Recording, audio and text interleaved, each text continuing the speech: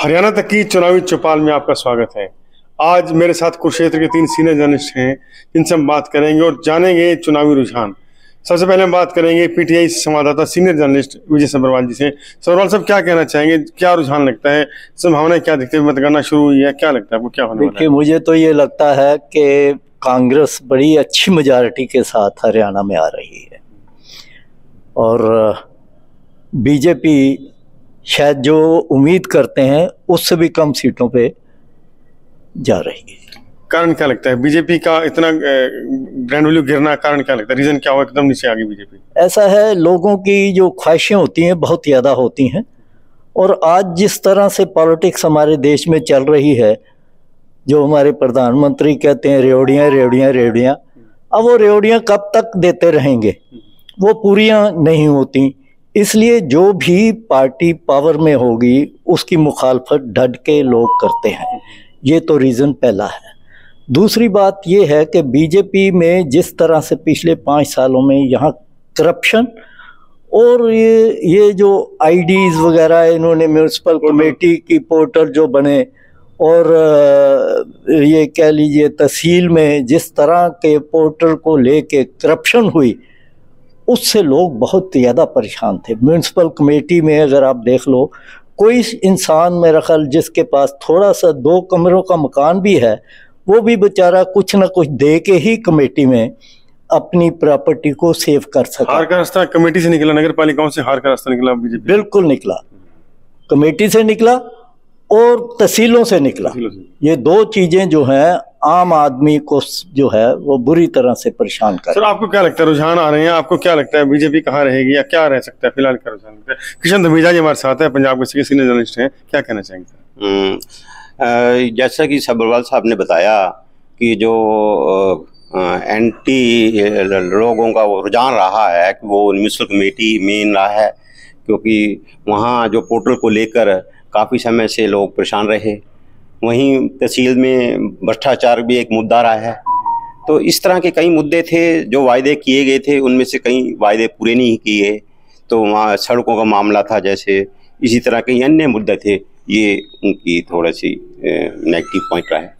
सरकार बनने का दावा बीजेपी भी कर रही है, कांग्रेस भी कर रही है, तो किसके दावे में जान दिखती है, दम किसके दावे में दिखता है? दोनों पार्टियों के समर्थक, बीजेपी और कांग्रेस के समर्थक, यही दावा कर रहे हैं कि हम जीतेंगे।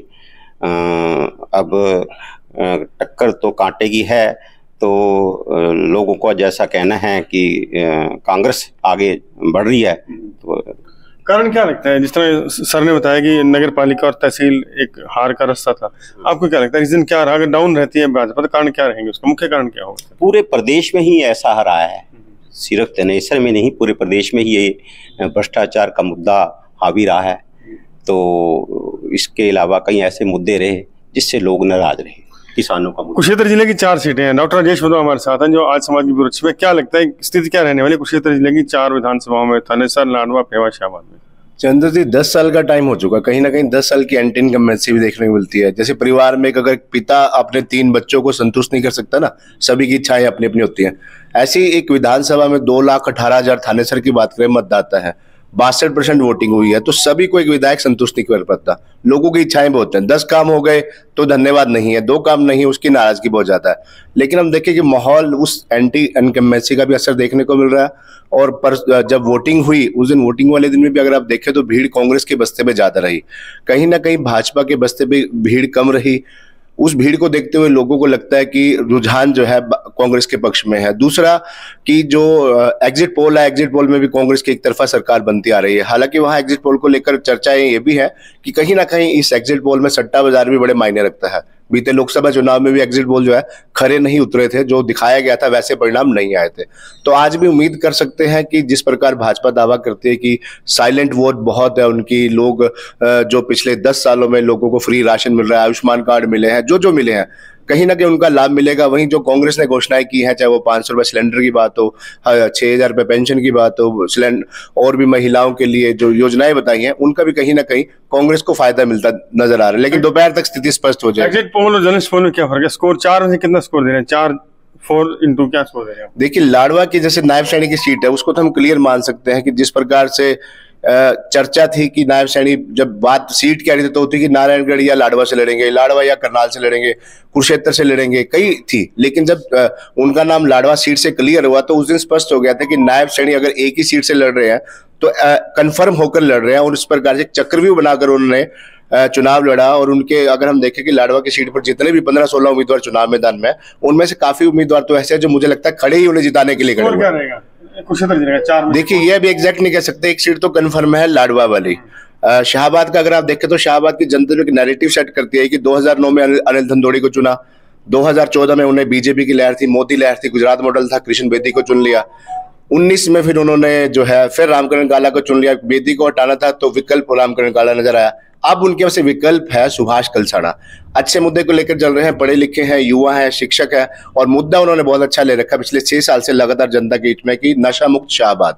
तो मुद्दा अच्छा है उनका। 4-2 रहेगा, 4-2 स्कोर मानते हैं? 4-2 कंफर्म कर सकते हैं, ऐसी बात नहीं। थानेसर में और शाहबाद कंफर्म अभी नहीं कह सकते क्योंकि कंफर्म जनता करेगी। स्कोर क्या रहेगा? 4 में क्या स्कोर रहेगा आपके हिसाब से? अभी कोई ऐसा कंफर्म नहीं कहा जा सकता, क्योंकि थानेसर सीट पे कड़ी टक्कर है। थानेसर सीट पे बड़ी कड़ी टक्कर है। लाडवा में कंफर्म लगता है। एक कंफर्म करें आप? हाँ लगता है कंफर्म। हाँ सर आपके ग्राम में 4 में स्कोर क्या है? अभी तक तो एक ही कहूंगा कि 3-1 तो नहीं, लेकिन बाकी जो हैं वो काफी नजदीक है।